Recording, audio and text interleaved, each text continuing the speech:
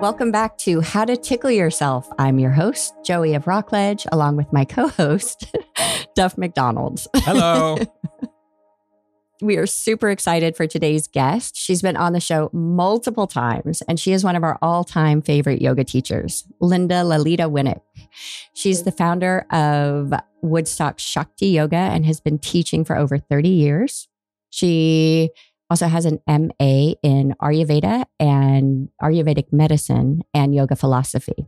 And we don't just love her for her amazing yoga flows and classes, but also for her sense of humor and also for all the little nuggets of wisdom that she drops on us during her classes. So Duff and I recently took a class, and the whole focus of it was about what you need to do to bring yourself back into balance with the change of season. So naturally, we want to share all of this information with you, our dear listeners. So we've asked her to become a regular guest, and we're going to have her back each quarter so that she can tell us what the heck we need to do to stay in balance. Welcome, Linda. We are so happy that you are here today. Woo! Woo! Yay! Yes, yay! Thank you. Thank you for letting me use my master's degree. Especially such a weird one, right? Like to have that background, like that master's degree in Ayurvedic medicine. It's amazing. Yeah. Oh, thank you. Yes.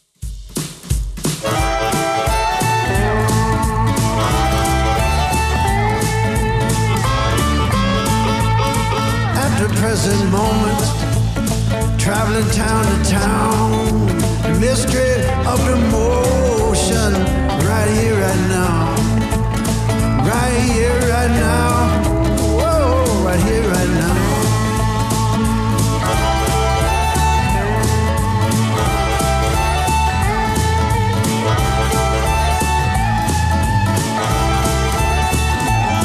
So if we were really to do this right, we would have to do it a month or so, a few weeks before the season hit. Okay. All right, so we'll remember that for the next. Because now we're in it. One. So because like in Ayurveda, it's almost like when you have a house guest. You want to make sure you clean the house before they come. All right, so we're playing catch up. We're playing catch up. That's okay. So Vata has already attacked.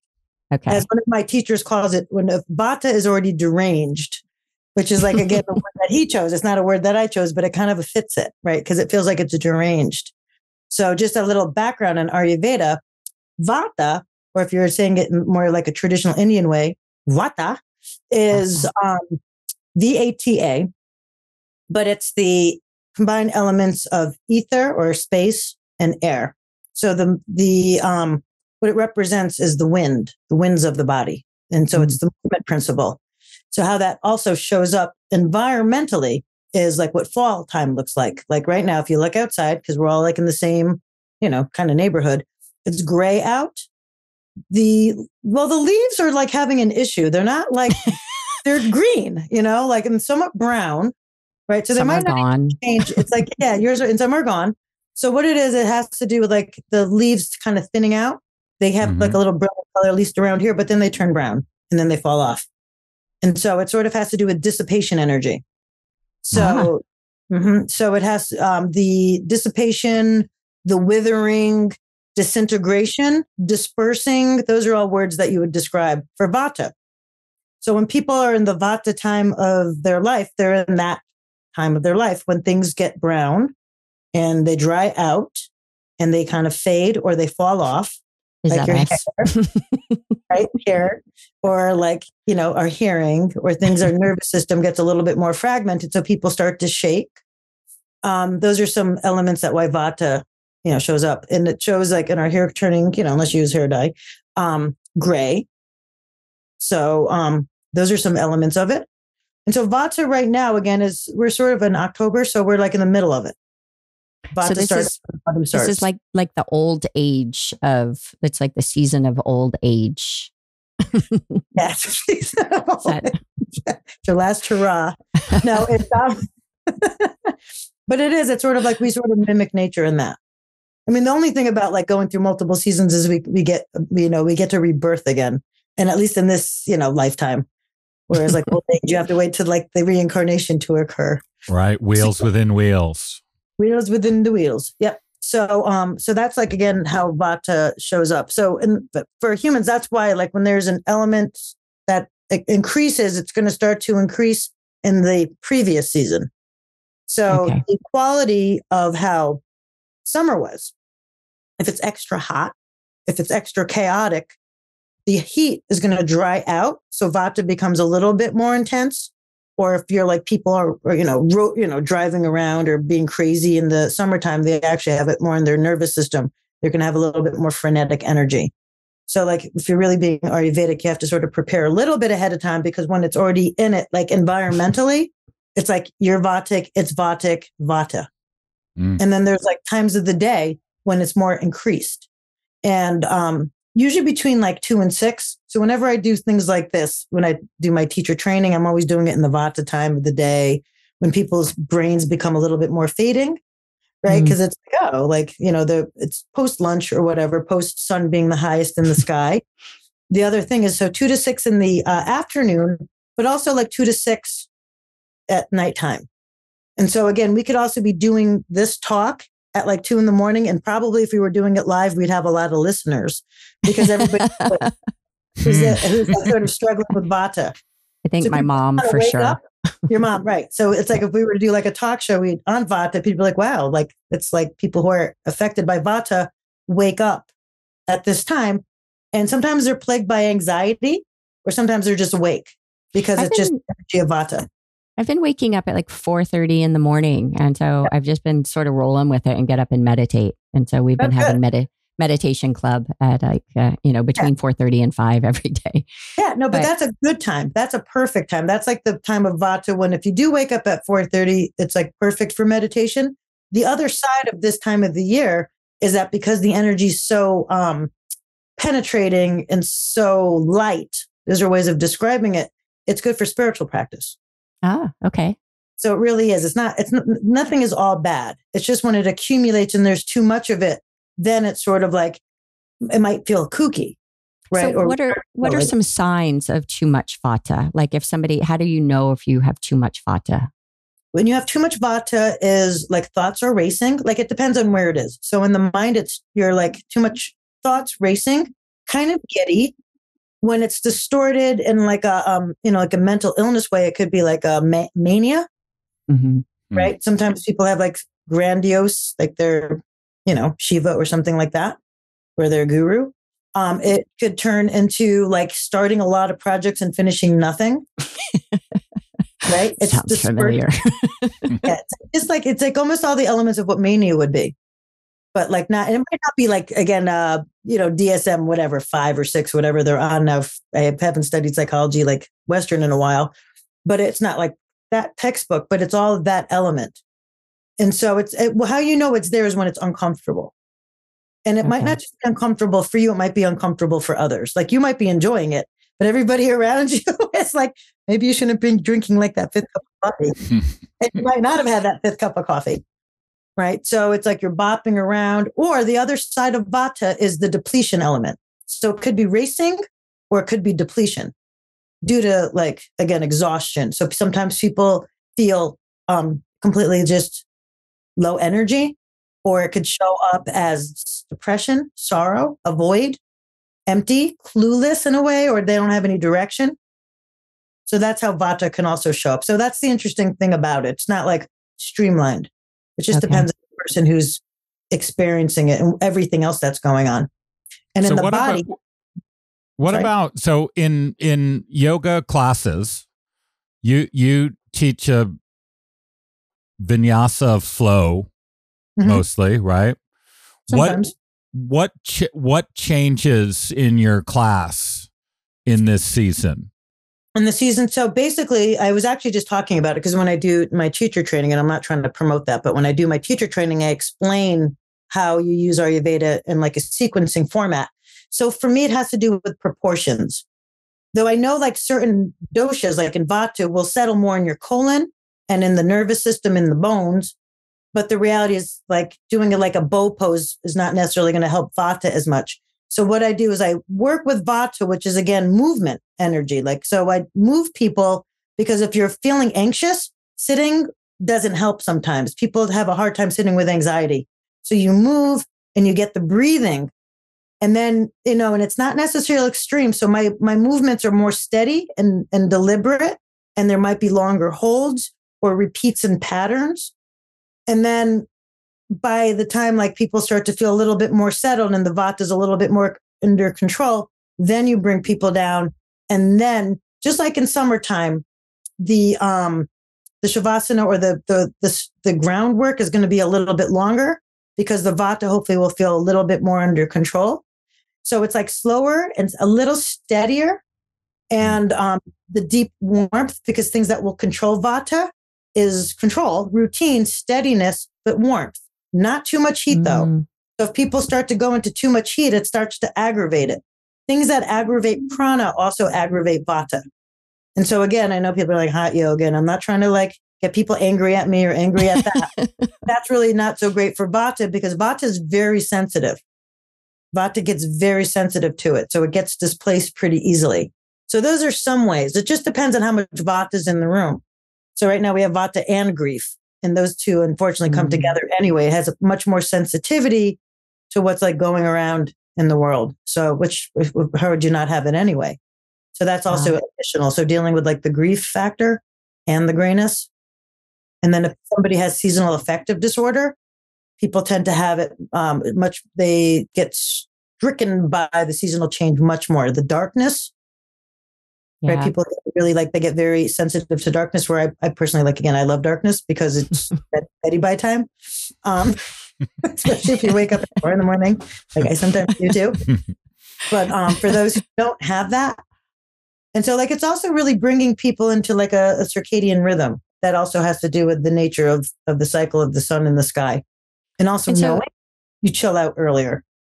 So what about what should we be doing with our food, right? So how does your diet change? Diet change? Okay, sure. So that's when we and the same thing, like when we talk about the body, I talked about how vata shows up in the mind. How it shows up in the body is, and people who have a predominance because they're constitutional type, which is called prakruti, constitutional type, their nature has more vata. So they're going to be more prone to things like constipation. They're going to have an erratic appetite. So sometimes they're hungry, or they can go for long periods without eating, and then they're ravenous. Their digestive fires tend to be low. And so again, that's where the irregularity comes in. And then dryness in the system. That's also where it shows up. And because there's no insulation in a vata who is constitutionally vatic. So that's why they also have a little bit more tendency to cold. So for diet, again, the main thing, which you can do inside and outside, and I don't know if I said this when you're in my class, but the word lubrication comes in. You got to lube the inside and the outside. And people love that, right? You say the word lubrication, it just brings happiness. Right? I think we were lubricating our hips in your class. We were getting in our hip joint. Yeah. So lubrication. So when you're doing it, you're using synovial, which is your body's natural mechanism for lubrication. And so that's also for people, when they get older, they lose their lubrication. And so it shows up, in different areas. Their joints get crackly. Sex starts to hurt sometimes if they don't have external lube. And so, so lubrication. So you put oil on your body. And again, people ask what type of oil, not the cooking oil. I've been using a little coconut oil because it has a nice smell to it, but you don't want to use cooking toasted sesame oil because you're going to smell people are going to be hungry smelling you. And it's not so absorbable into your skin, but you use a nice high quality organic sesame oil for vata if you don't have a sensitivity to it. Eating more things that are kind of juicy, and kind of more root vegetables cooked well. If you have a hypersensitivity and you are vata, you don't want to eat a lot of raw or cold. No iced drinks. Soup. Yeah, soup is perfect. Soups, stews, the Indian spices, if you like those.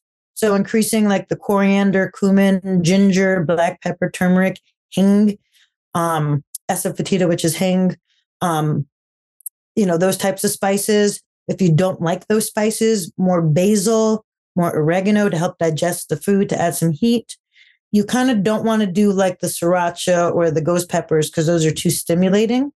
but the digestive fire kindlers with the oil also help for those with the low digestive fire. And so it's that's kind of like one of the ways that you would avoid increase of vata. And again, the dry food, processed food, which you probably shouldn't eat anyway, but it's like less leeway now, right? So crumbly, crackery, crunchy things. And what tends to happen though, when vata does hit, and I try to explain this to people, we get more attracted to things that are bad to us. Because when you're in a vatic cycle, that's kind of what you want. It's somehow or another, like, even though like increases like, I found like is addicted to like. That makes sense. Yeah. For that, because like doshas, even though like the word dosha, which is what vata, pitta, and kapha are, it means to stain, to tarnish. And they're not necessarily bad because we all have them. When they accumulate, that's how you know what you have going on. So when you say how you know vata's in the house, it's like how it shows up. It's in there, but when it starts to increase, that's when it becomes like a problem, when it's uncomfortable. And so ideally, we just want to balance. We want to keep all of that. We all have all the doshas a little, but we want to keep all of them just balanced. You want to keep it balanced, but you're more like the one that you have a predominant. So you'll have like a constitutional type. Like I have a feeling that both of you characters have more pitta. Yeah. Yes. And again, you can't tell by looking at somebody. Like I've spent time with you, and pitta is not bad, but I know you guys are a little bit more fire. And so it's so like if you have a predominance of fire, you're going to have the natural warmth, right? The thing about the pitta is that it will aggravate vata as if it's too raging. Right? Okay. Too intense. So it's going to make it like you dry out faster. So they interplay with each other. So you're saying less kombucha hot sauce. This is a kombucha hot sauce house. We practically drink it out of the bottle. And chili crunch. You can kind of get away with it. See how it goes. Like, don't eat it so much in the summertime. Like now in wintertime, you can go a little kombucha, crunchy, hot stuff, whatever you're taking. Yeah, you can do it more, but just see how it affects you. Like, again, if you're like a spiritual aspirant, it's important to see how foods affect your mind. I mean, for everybody, but if you are, you'll see that like if you eat certain foods, the quality of the food will affect your meditation, or it'll affect our conduct. Like, again, as also a pitta, if I eat too much hot foods, it really does make me a little like, rageful, like a little more aggro. Which do you have a favorite, like a favorite dish for fall? Like, do you have a recipe that we can, I can get from you later and maybe send out? Like, I honestly, like, for me, I don't know if I have one favorite. What did I have the other day? I mean, I guess what I just made today or yesterday was my favorite. Right? It's the latest best meal you've ever had, right? It was like the best meal. Like what I did was I was like, I wonder if I could ever share what I just did yesterday. It was actually worked out really well. I took like I'm a vegetarian, so that's like whatever, but I took a big old head of cauliflower whole. I chopped the bottom off and I put it in a pot. And then I put like tempeh in there. And what else did I put? And like different spices to like give it some, an oil and stuff like that. And I just like broke it all down, and it turned into like such a delicious, because like if you eat it raw, it's more vatic. If you cook the cauliflower, it's more user friendly. So, because a cauliflower, I think, is a cruciferous. Is that what they call that? Yeah. Yeah. Yeah. So basically, like, they make you fart, which is very vata. So if you cook it and you add the spice, it makes people still want to be around you. And you don't get like the bloated tummy, right? And you get all the nutrition of it. And so like for me, and it's also the spices that you add into it, so you could put like coriander, you could put like sesame oil, you can add, like the hot sauce you want into it, because also like that will counter the cauliflower itself will counter the heat of the hot sauce. So you can mix and mingle things in the pot. You can add like a dairy if you're not a vegan, and you can add like a dairy or more coconut oil to reduce like the intensity of like of a spiciness. So again, anything you can convert into a stew, but you want to make sure it's not old food. Okay. Old food. Right. This is like, again, when I work with people one-on-one, it's like, it's always a what do you call it? Like a negotiation. And one person, they would make like again, I'm not a meat eater, but I don't condemn people for doing it because it's not my business. But in that sense, But someone, I guess they would make a roast at the beginning of the week. And I guess they would eat this thing all week long. And I just told him by like a few days after, because the thing is already kind of dead, and then you're cooking it and then it degrades more. So you're basically eating a really dead thing. I do make big batches of soup though. Yeah, soups are fine. Soups are fine. Frozen, right. Make sure it's preserved. Yeah. Things do lose anyway. But so fresh, maybe like 2 or 3 day cutoff. Okay. Yeah. Yep. I think Joey, you need to share the simplest soup recipe of all time. What is that soup you make? I call it I dream of celery. It's because it's like a cream of celery, but it doesn't have any dairy. And so it's just it's really easy. It's a whole head stalk of celery. Yeah. And you chop it up and saute that with 1 onion and 1 zucchini, and then puree it and just add whatever spices you like. And it is amazing. Like the zucchini makes it super creamy. Right. And then I'll do things like saute shiitake mushrooms and put it on top. And I've been trying to use some of our nasturtiums out of the garden because they're giant, like lily pads. So we've been using those on top. Yeah, no, it's because the color orange is great. Okay, colors are great. When people wear a lot of dark, no comment. But like helps to create a higher vibration in the eyes. Okay, anything cooking, noted. Like everybody out there in the world, whoever's watching this, and they're like more recipes or no recipes, just like cook things, and just add spices and kind of be like an experimenter with it. The only thing is like, don't put too much turmeric and don't put too much pasta petita, because those things will destroy the meal. And sometimes too much cumin, just the right amount, like a half a teaspoon, add a little bit more as you or a quarter of a teaspoon, depending on the spice. But spices are great. Experiment with the oils. So you're not like stuck with just olive oil, though olive oil is fine. Right. I think I made olive oil. I can't remember what oil I used, but I think it was olive oil actually. And you can use garlic if you want, unless you're a meditator. So they say no onions and garlic, but if you cook them, it changes them. They become sweeter. Mm-hmm. So the flavors that help to balance vata are sweet, sour, and salty. Slightly sweet, sour, and salty. Those all have a little kick to them. So a little like a fire, rather. Just a little fire, just a little heat. So those tend to help pacify vata. And like when we talk about kapha, we'll have a whole nother flavor profile. Mm-hmm. Well, yeah, I was wondering about sleep too, because I like a lot of times this year seems to be an exception because I'm waking up so early, but I feel like I start sleeping in more, and I start sleeping, moving from like 7 hours of sleep to like 9 or 10. Is that good, or is that just me giving into?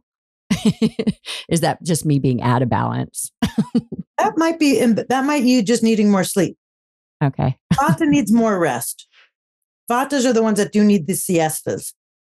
If it was like hot season, it depends. Like, like animals hibernate, but we have certain different qualities for that. But like for vata, because vata can get so exhausted that I just think sleep is the best. I love sleeping too. So it's like perfect time to get the nervous system to calm down. And then the mind gets more of an opportunity to unwind, because the mind again has a lot of movement going on in it. And even though in like traditional, like not, ways of viewing the mind, they consider it as the word sattvic, which is balanced and harmonious. I don't think most people would say that about their mind. It just has the opportunity for that. Most minds are chaotic. And especially like, I was just listening to one of my teachers talking about it. He said that because of the nature of so much information coming in through the sense organs, that the mind actually goes into like a needing to sleep state. Sleeping is called tamasic, which is not bad. It just means you just need to shut down. So that shutting down of the mind, because your sense organs have perceived so much, is excellent for your mind. All right. Yeah. So we want to move our bodies and then ground them. We want to meditate. We want to sleep a good bit, and we want to eat sweet, sour, and salty foods with a little bit of spice. Yep. And oil. Okay. Oil your body inside and out. And I need to wear more orange. Well, you need some orange, some red, just some like sort of like colors that are like, red has a little bit of heat. Okay. Right? Fiery colors. So anything like, again, for people who have like serious disorders, it's like all day long, I'm like having this like splash into my eyes. Right. So I'm like, So it's really just like vibration. And, chromotherapy is like something that they do in Ayurveda, where like it's the colors. You can use light therapy, but like the reality is just wear a red shirt, and that kind of helps you stimulate. Well, that's interesting. Is there an explanation for why, the New York City female is got a black wardrobe? Does that have to do with something about the state of their consciousness, or is it just Is it only females, or is it all New Yorkers? I guess all New Yorkers, but it's like, why do fashionable urbanites gravitate to black? Because it makes us look cool, man. That I think in the city you get overstimulated. It's sort of like, and I mean, reality, if you put black on, everybody looks what I like to call slender. That's like my fashion thing. You look a little slender. I think it just has to do with attitude from the beatniks, I guess. I don't know where they originated, but then they bring out the black. I'm trying to sell the colors. What the cool thing is, like volumes of color, because it's actually healthy for your mind. So but that's Wow. Okay. I never actually thought about the color of the clothing that I wear as splashing into my eyes. Same. Well, think about some of the personality. I'm not saying yours, but I'm just saying some of the personalities of like people. They're like very like, as an ex-New York City, ex-art school, worldly experienced person, a little dark. Well, that's what I meant, right? It's like, then you have Crazy Legs Conti, who's got one of the more colorful wardrobes in the world. Always. So, Linda, what's tickling you these days? Could you give us a couple things that are sort of lighting up your soul? What's lighting up my soul? Again, it's just like, I think how I said earlier. Well, basically just the small wins. It's just really like the small little dumb accomplishments that just like, because like everything in life sometimes just feels like a battle. Just get little stupid things done. You're like, how did it get so complicated? So really, like I said, getting my 2 handles for my window, that's like, I don't know, that's like cause for celebration, because there's so much sorrow that you just kind of have to focus on your own universe and go out into the big world. But if like the small universe, the microcosm and the macrocosm are just so overwhelming, it's overwhelming. So it really is, it's eating the nasturtiums that are huge. It's, it's really complicated. It's like in the time of war, it's just like, and everybody's so upset. And then people have loss and small losses and big losses. So like, it's for me also just like, how do I keep myself sane so I can keep showing up for people? So it's just like, that's it. It's just, and also not like feeling like, since I have family that's in Israel, and like not feeling guilty, like if I go out for dinner, it's like that, like, like knowing not that life goes on, but it's like, okay, it's intense. So, I don't know. Like, that's a great question. I wish I was able to ponder that one before I got asked. I don't know, kind of like mine are pretty goofy. You know what I mean? Like it really is. But I think that's also just what my main thing is, just like really, what are the small happinesses? Count your blessings, right? Yeah, my blessings. Yeah. It's like the small little happinesses, like that are okay, that there's no real, like in my personal, I'm okay. Right. Like here. Yeah. Outer ring, not so great. On the weekend, Marguerite was up here, and we spent a few hours cleaning the chicken shit off the tennis court with a power washer and also some chicken brooms feed. and chicken feed.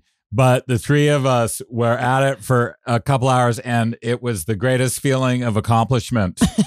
It was like we had pushed back the darkness a little bit, and we could see the green of the tennis court again. It's I was just talking about, because I was like at some place and we were talking about wallpaper, and she was talking about how like when she bought this house, she had layers of wallpaper, and just like the joy of like when you get like a little bit and it pulls off a big old strip.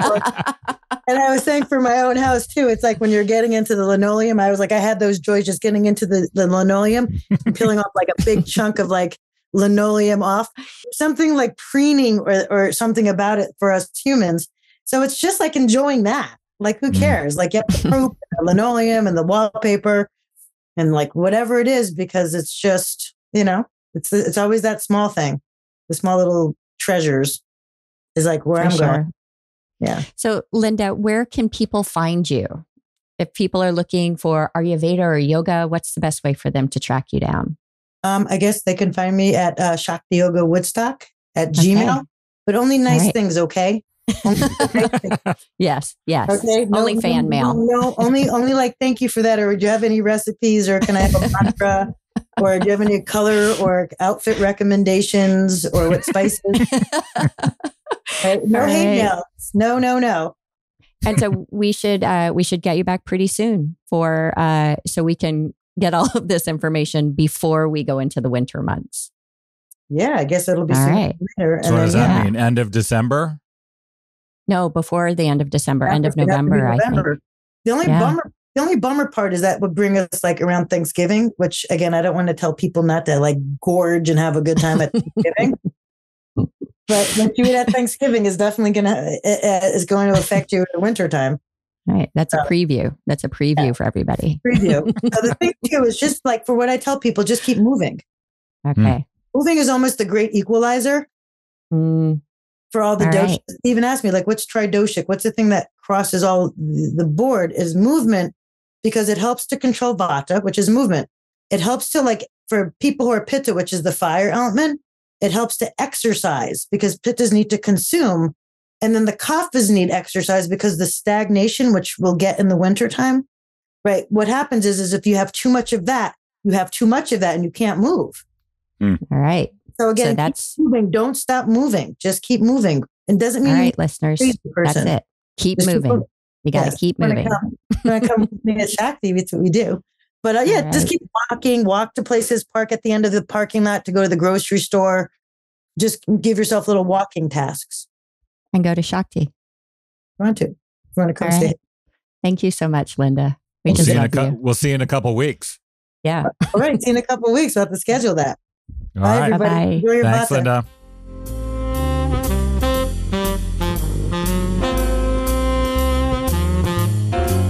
I just love her. She's so great.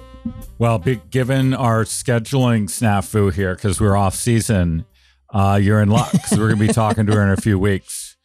I find that very valuable to think about. I never really think about, like, I think of the changing of season in either, firewood or the beach. I don't think about, I really don't, and have never really thought about what changes in me from season to season. It's never been on top of my mind. And I also never thought about, I've always just thought of food as what do I like the taste of, not what does it do to me in a particular time. So waking up to whole new ways of thinking here at How to Tickle Yourself, people. I had Betty. So, she's food. I think I read a book called Food is Your Best Medicine. And maybe I was 18. And I was like, okay, all right. So I've thought about food for a long time, but just not necessarily seasonally. So speaking of food, in listeners, I have a piece out on Audible now called Kombucha Curious. It's amazing. About the world's greatest drink. And you just reminded me, there's a quote in there from Hippocrates where he's talking about having a good diet and good digestion because Hippocrates says death sits in our bowels. And have you ever heard the phrase, digging your grave with your mouth? That sounds a little dirty, Joey. This is a PG. Your grave, right? Right. So yes, we love Linda Winnick today. We love Linda Winnick. She's the best. She is. Okay, so what I have for you today, we're switching things up here. We're gonna have some Aurobindo I've got one for you, and some Swami Abhedananda in the traditional Aurobindo position, because Aurobindo has settled household dispute once and for all.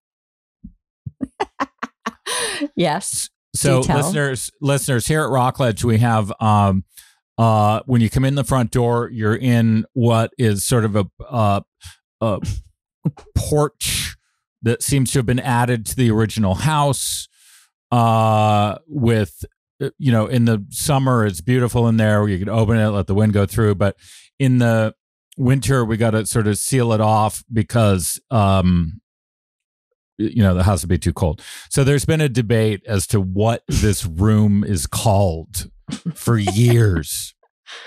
And I was reading some Ayurveda the other day, and he had, as he often does, he'll use a word in a way where I'm like, what? I didn't know. And so in a sentence, he says, such and such is a vestibule to the final achievements. And I'm like, that's a curious use of vestibule. So I looked it up, and it is, in typical usage, a small room leading as if by a pathway. So this is what he's talking about, a pathway to the final achievement. So it's a small room as if by a pathway to a larger space, such as a lobby or entranceway, for the purpose of waiting, withholding the view of the larger space, reducing heat loss, or providing storage space for outdoor clothing. Okay. All right. So our front room there is a vestibule. Right. Okay. Agreed. Right? Yeah. We're on the same page. The debate is over. All right. Nice. Thanks, Ayurveda.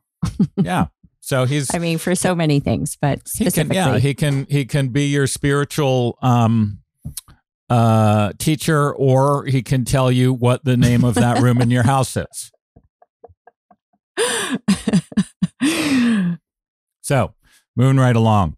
I've been reading this book. I talked about it last week, called Bhagavad Gita, The Divine Message, by a guy named Swami Abhedananda. He was a disciple of Ramakrishna, and it's just amazing. And you and Linda talked about meditation there. You both mentioned it a couple times. And, why do we meditate? The goal is to get in touch with your true self, right? So what is your true self? It's the part of, there's a part of you that's changing always, right? Your body is the most obvious one, but your mind also. And there's a part of you that is eternal. Your true self is the eternal part of you. Right. And so as we just said, your mind and your intellect are always changing. So that can't be your true self. And to explain that, think of it this way. When you have a new thought, right, if you're just sitting there, if you're not talking and a thing pops into your mind, right, an idea, what part of you is aware that you've had a new thought? It's the eternal part of you that is watching that thought appear. And maybe a better way to get at that is when you change your mind, right?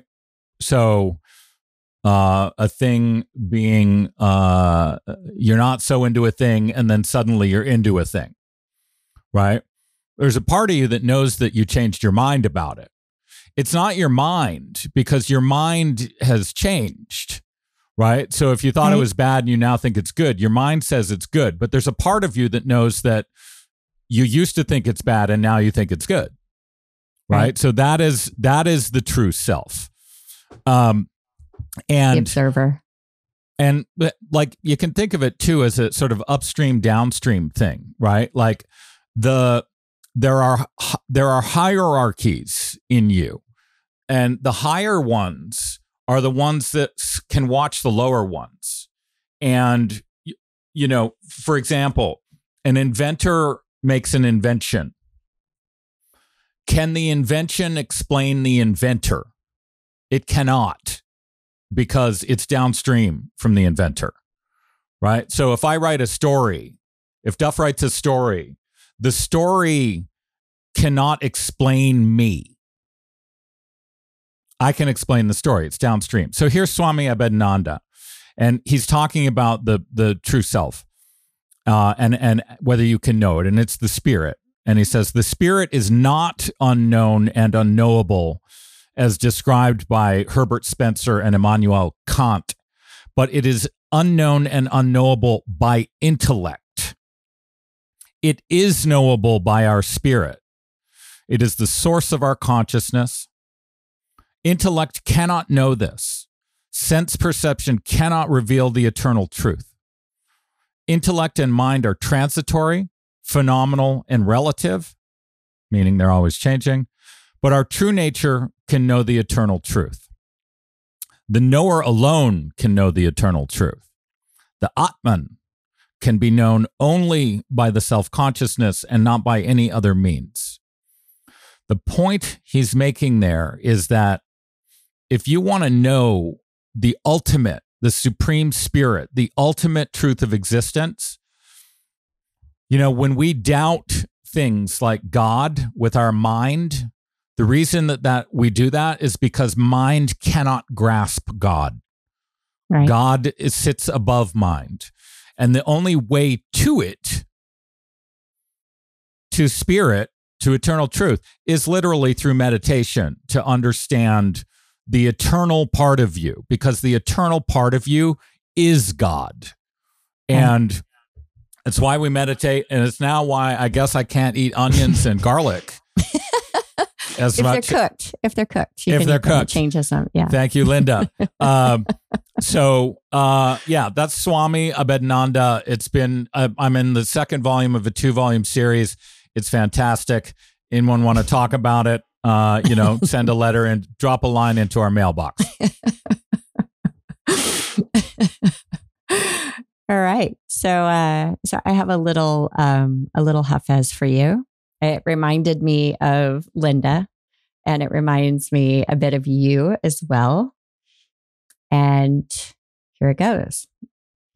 The small man builds cages for everyone he knows, while the sage, who has to duck his head when the moon is low, keeps dropping keys all night long for the beautiful, rowdy prisoners. Dropping keys. Am I a prisoner? Did you just call me a prisoner? No, Sage. You and Linda are I'm sages. dropping keys. Oh, good.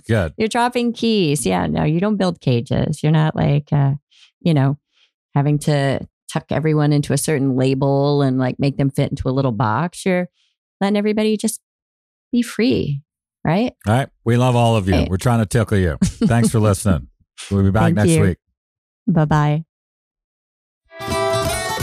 You've been listening to How to Tickle Yourself with your host, Duff McDonald, and me, Joey of Rockledge. You can help us by liking, subscribing, and sharing this podcast with others. You can talk to us and see what else is happening on Instagram and Facebook at How to Tickle Yourself. This program was recorded in Studio B of the historic Rockledge Recording Studio. Right Here, Right Now, our original 16-part theme music, was written and recorded by the legendary Paul Reddick and Kyle Ferguson of the Sidemen, with Steve Mariner on bass and drums and in the mixing room. This podcast is produced and distributed by Storic Media. Our editor is Oscar Desiderio. Our producers are Kristen Verbitsky and Chuck Labella. For more information, visit storicmedia.com. That's STORIC media.com. Moments, my love.